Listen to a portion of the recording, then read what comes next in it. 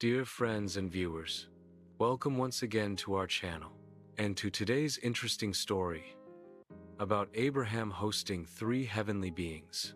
These men are believed to be God and two accompanying angels. Meanwhile, I want to appreciate those of you who have subscribed and who often come around to watch our videos to learn more about God. God bless you. If you've not subscribed, please try to do so in order to get informed whenever we publish news videos. Now let's proceed with the story. Long ago, in the quiet land of Mamre, an old man named Abraham sat by his tent on a hot afternoon. The day was still, and the air shimmered with heat.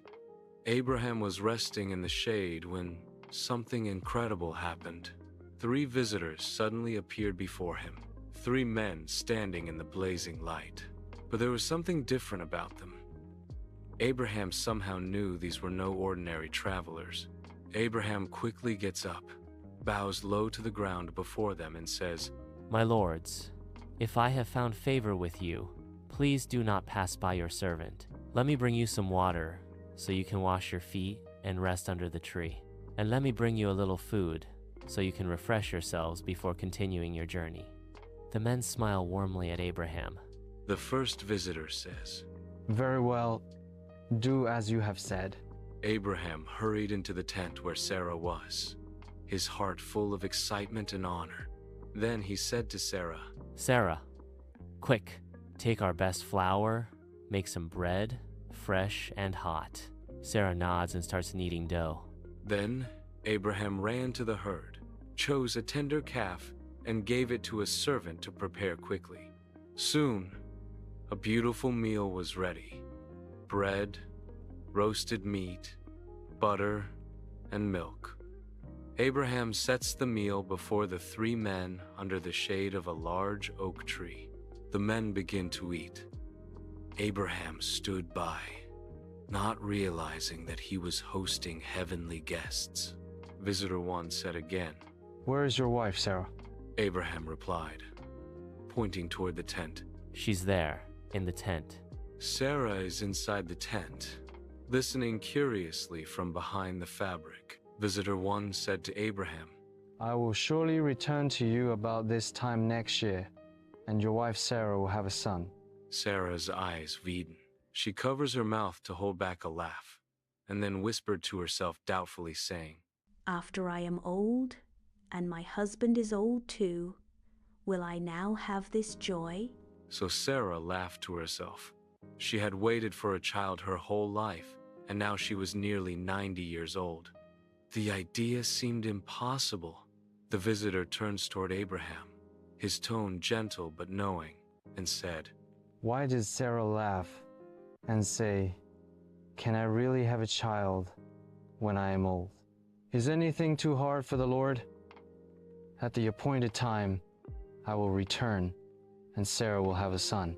Sarah quickly steps forward from behind the tent flap, nervous and embarrassed, and said, stammering, I didn't laugh." Visitor one said kindly, but firmly. "Yes, you did laugh." The three visitors exchanged knowing glances. Sarah didn't realize it yet, but she had just heard a promise directly from God himself. It was time to go over to Sodom. When the meal was over, the visitors rose to continue their journey. But before they left, one of them, who was the Lord, decided to share something important with Abraham. And he said, "Shall I hide from Abraham what I am about to do? The outcry against Sodom and Gomorrah is great, and their sin is very grave." The other two men begin to walk ahead towards Sodom, while the Lord stays behind with Abraham. Abraham stood before the Lord, his heart heavy with concern. He knew his nephew Lot lived in that city. So he pleaded on behalf of Sodom and Gomorrah, saying, "Lord, will you sweep away the righteous with the wicked? What if there are 50 righteous people in the city? Will you spare it for their sake?" And visitor one replied, saying, "If I find 50 righteous people in Sodom, I will spare the whole place for their sake." But Abraham's heart was still uneasy. So, he humbly pleaded further, saying, Now that I have been so bold to speak to the Lord, what if the number of righteous is 5 less than 50? And the visitor replied, If I find 45 there, I will not destroy it. Abraham continued to speak with gentle courage, lowering the number again and again, 40, 30, 20, 10, each time asking God to spare the city if even a few good people could be found. The visitor replied, For the sake of 10, I will not destroy it. When the Lord finished speaking with Abraham, he went his way, and Abraham returned to his tent, his heart full of awe and gratitude. That day, Abraham learned something powerful. God is merciful and patient. He listens to the cries of his people and honors those who trust him. Sarah steps out beside Abraham, gazing at the stars too. She touches her belly thoughtfully, smiling faintly. Sarah didn't know it yet, but the impossible was already beginning. In a year's time, she would hold a baby boy, Isaac, the child of promise.